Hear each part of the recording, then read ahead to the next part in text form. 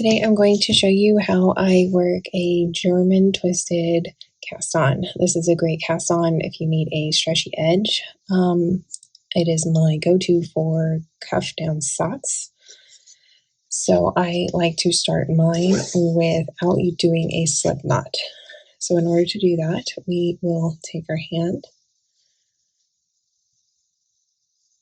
and we wrap the tail around the index finger and the working yarn around the thumb.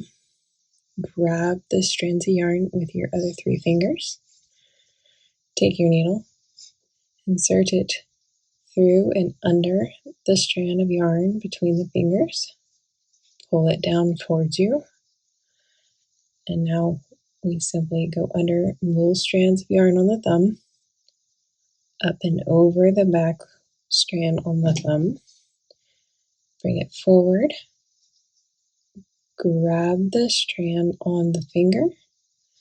Then we can twist a little to open this up, and we're going to bring the needle back through the loop on the thumb. And then pull tight. That gives you the first 2 stitches. Now we're going to simply repeat.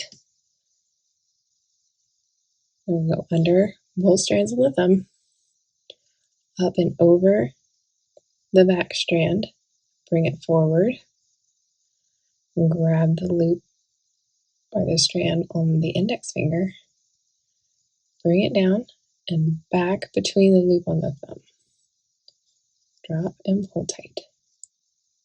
Then we just repeat, under, over, grab, through, pull. So under 2, over the back 1 towards the front.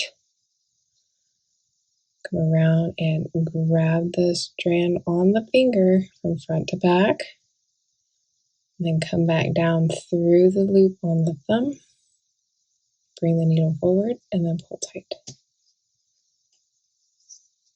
So under, over, grab, twist, through, bring forward, drop, pull.